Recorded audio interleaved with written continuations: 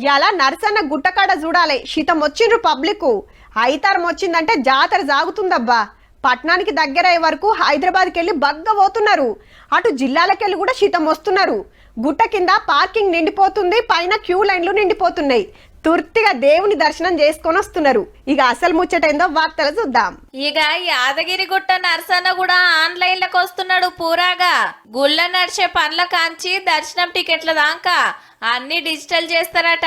దేవుని పేరు మీద సపరేట్ వెబ్సైట్ తెరిచి కొన్ని సేవల టికెట్లు ఆన్లైన్ లో నడిపిస్తున్నారు. కానీ తిరుపతి గుడి లెక్కనే అన్ని డిజిటల్ చేయాలనే ఆలోచన చేస్తున్నారు. ఇక ఎక్కువ రోజులు ఏం పట్టదుల్లో 6 నెలల్లో చేస్తారట పక్క.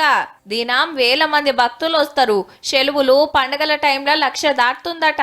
మరి గంత మందికి చెప్పున దర్శనాలు చేపియాలి, కడమ సౌలతులు అరుచుకోవాలంటే టెక్నాలజీ వాడాల్సిందే. మరి టీసీఎస్ వారు వాళ్ళ కార్పొరేట్ సోషల్ రెస్పాన్సిబిలిటీ కింద టేకప్ చేస్తామని ముందుకొచ్చారు. టీటీడీలో ఏ విధంగా చేస్తున్నారో ఆ విధంగా మనం అన్ని రకాల సేవల్ని భక్తులకు అందివ్వటానికి దర్శనాలు, ఆర్జిత సేవలు, స్పెషల్ పూజలు ముందుగానే ఆన్లైన్ లో బుకింగ్ చేసుకోవచ్చుగా.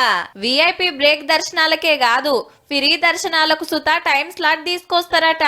అంటే క్యూ లైన్ లో ఎక్కువ సేపు నిలబడకుండా ఆన్లైన్ లో టోకెన్ తీసుకుంటే గా టైం కు పోతే చాలు స్వామి దర్శనం అవుతుంది. దేవునికి గల్లెలేసే కానుకలు కూడా ఆన్లైన్ లో తీసుకుంటారట.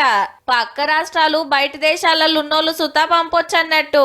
దేవస్థానం నిర్వహించేటువంటి అన్ని రకాల కార్యక్రమాలని డిజిటైజ్ చేసి పారదర్శకంగా ఎటువంటి రెవెన్యూ లాస్ లేకుండా చేసేటందుకు అన్ని రకాల ప్రయత్నాలు చేస్తున్నాం. భక్తులకు కిరాయి రూములు, కాటేజీలు, కొండ మీదకి వచ్చే బండ్లకు పార్కింగ్ ఫీజు, ఇట్లా అన్ని డిజిటల్ అయితే అట పక్క.